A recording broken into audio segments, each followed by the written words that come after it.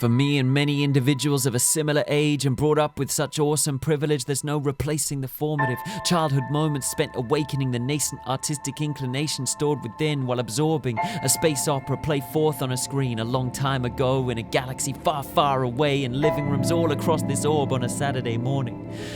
Binging on beat-up Betamax tapes that are worn thin with the ad breaks still all in because they were TV station recorded and the tracking always had to be sorted because the tape was warping. But none of these factors could in any way prevent you getting drawn in at hyperspeed by the tractor beam of the undeniable creative force of a series of scripts depicting the myths and heroism of rebellion, the camaraderie of adventure, the discipline and weaponry of an ancient order. The space battles, the sound when the laser swords hit, the romance, the roguishness, all precisely primed to make you fall into the inextricable gravitational orbits, targeted to break the borders of your force fields and fire proton torpedoes straight into the thermal exhaust port of your emotional raw thought, with real actors and the aura of practical effects flawlessly creating the scene, epic direction, depiction of myth-making and a foundation of dream, the highest stakes, the sense of humor, the way that it seemed to send me hiding behind the settee whenever Darth Vader came on the screen. How my cheer would resound at the astounding victories. How whether I like it or not, those films revolve in soundless traces through my entire life, writing and typing, flying and fighting in its boundless pages. And later on, when I found out about a hero with 1,000 faces, I was grateful that such material had affected George Lucas. But in this odd future when the prequels were produced, it seemed all fruitless. All effects, including the script, seemingly generated with no love like clone troopers. I wanted to whisper to George to switch off all computers and use the Force, Lucas. And to step away from the pit of your hubris.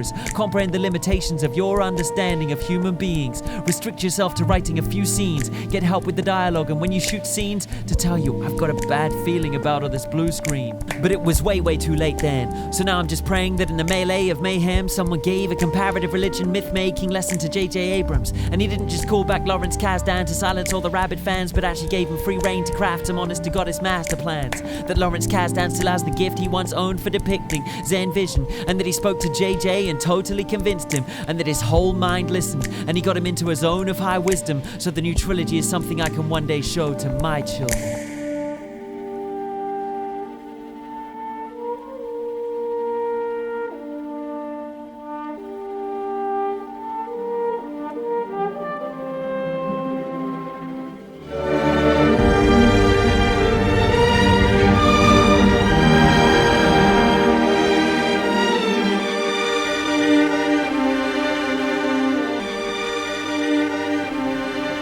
How I cheered so loud and clear when the heroism of the Millennium Falcon and the X-Wings of the plucky rebellion vanquished the fascist, totalitarian, imperial nemesis in incredible battles, using cunning and courage to destroy the super weapons they brandished. An overwhelming oppressive regime brought to its knees and vanished. After all of their awfulest deeds, that's when a thought within me happened, that the force of a few brave people being all they could be gathered on a mission could be sufficient to win the war and restore peace and balance to that far, far away, long time ago galaxy. And given the predominant whiteness of the majority of the protagonists, I couldn't help but identify with the heroes when the whole action hits. I thought they were just like me myself, and I became so passionate.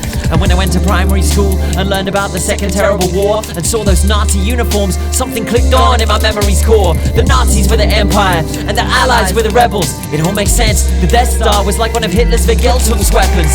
But then in later eras, when I was able to access the wire of the internet and be exposed to the unlimited entire panoply of historical knowledge that British College never provided, and I looked again with clearer eyes and open mind at that word empire, I started to read up about how colonization could ever befall, how sovereign nations were robbed of their land when we settled it all, and their riches were hauled by my ancestors. And when I compared and recalled, I became very sure my nation could never be thought of as the rebels at all. We were the empire, and by any definition still are.